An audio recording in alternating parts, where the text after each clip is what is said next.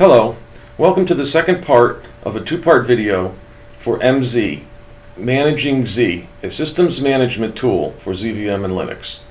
It's available freely on the SourceForge website and distributed under the Artistic License 2.0. I should add a disclaimer, I work for IBM, but I do not speak for IBM. IBM does not support nor sell this product. In the first video, we focused on the command line interface and learned that MZ can capture the hierarchy of System Z resources in a tree. In this video, we're going to focus on the Graphical User Interface, or the web interface. All good systems management tools, and really all good software tools, have a good set of help. So MZ has the ability to give help from the command line, has a complete set of man pages, has the ability to drill down into slightly more help from the web. And also, I'm not going to click on this, but this would take me to the MZ cookbook directly to the complete reference section. Okay, so that's a very quick description of help. We're not going to talk about devices today, and I could talk about tree briefly, but there's really not a whole lot of function available from the tree. There's no drill down, so if you want to view the tree, it's better to do so from the command line. So we're going to focus most of the time on the MZ table. The table takes the hierarchical tree of resources and flattens it into three HTML tables. One for Linux systems, one for ZVM systems, and one for appliances. You may remember at the end of the first video, I modified the description of the ZNTC72, which is the MZ server running on the primary KEK, and this is really my main development server. So as well as being able to edit from the command line, you can edit from the web. And saving this not only saves it in the tree on ZNTC72, but you know we have a cluster of MZ servers, so that change is propagated on to all MZ servers in the cluster. Okay, so that's owner and description. Let's talk about drilling down into our ZVM systems and our Linux systems and actions that we can perform. So drilling down, so this is the LPAR VM or ZVM system VM630A, and I drill down into it, and this is an attempt to show the health of a ZVM system. Okay, so it shows levels, it shows memory information, and this memory information is furnished by the Vir2Real exec. So there's another piece of open source software that has to be put together on ZVM. It shows SRM information and CPU information, and you'll see there's a little trend. So there's some very rough performance data. These are called spark lines, but you can drill down and you can see, again, not a lot of detail, but there is one data point captured per hour. The default is for 28 days, and then the data falls off the end. So there is some very rough performance data for CPU, paging, and memory information. If you're really going to have ZVM and ZLinux in your shop, you're going to want a better performance tool. Okay, and also, before we put the health screen together, we had a screen that just ran a number of ZVM commands. So those ZVM commands were run in real time and pulled up, and you can drill down even further with some other common VM commands. So that's VM, and of course you can get to any ZVM system, not just the one that your MZ server is running on. Actually, when I drill down into this, you notice that it went to the other MZ server's web server. Okay, so similarly, as you can drill down into look at a ZVM system, you can drill down and look at a Linux system.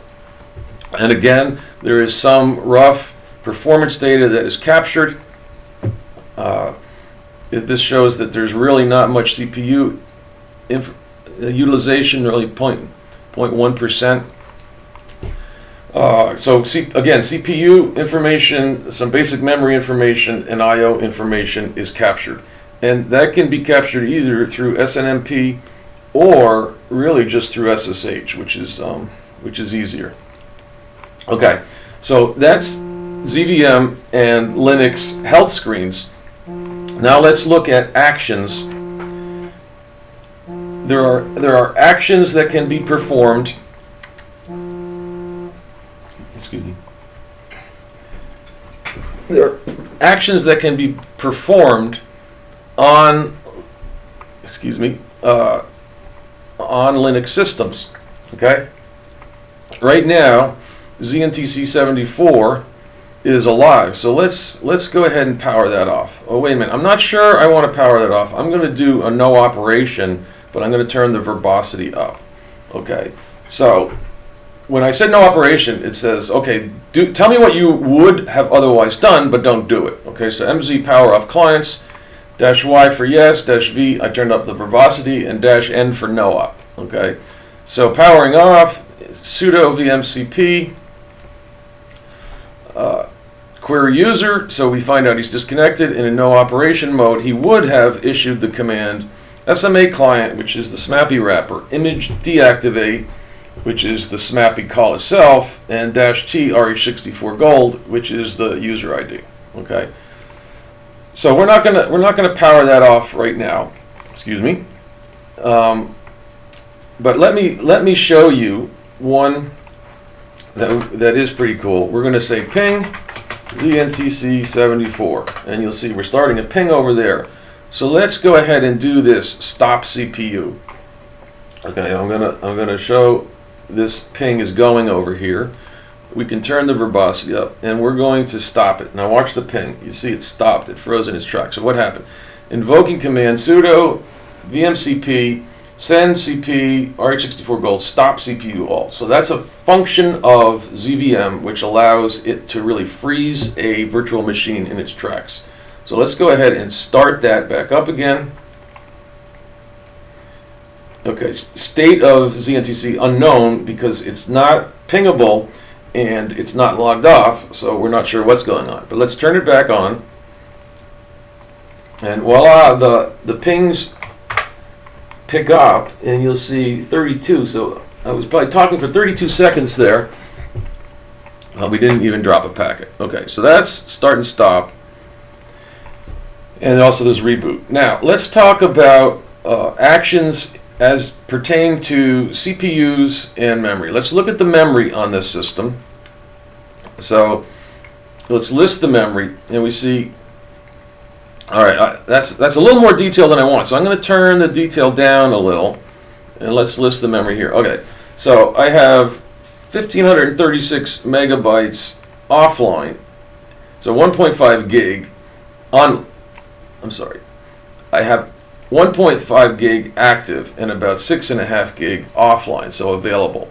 So let's go ahead and add memory on the fly, okay?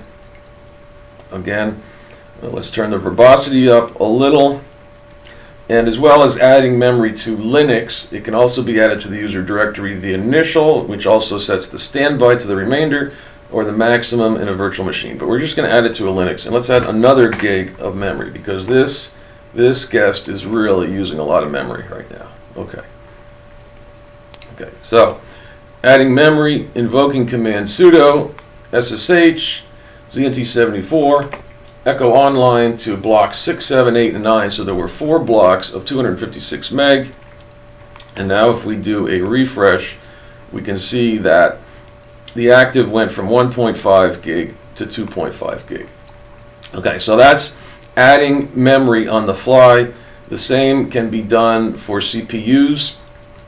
We have 4 CPUs in the directory and 4 that are active. So let's go ahead and add 1 CPU, because this is using memory and it needs more horsepower too. So we're going to go ahead and say permanent, which means both the user directory and the running Linux. So we're going to add one CPU on the fly. What command got issued? SMA client define in the directory, so that puts one CPU in the directory, and also define one without the directory, so that really doesn't define CPU and CP, and then it turned it on Linux. So now if we do a refresh here, you can see that this system now has 5 CPUs. So what did we do with MZ? We took a Linux and we added a gig of memory and we added a CPU to both the directory and the running Linux on the fly without bringing that Linux down. So that concludes this video. I hope you've enjoyed it. Thank you.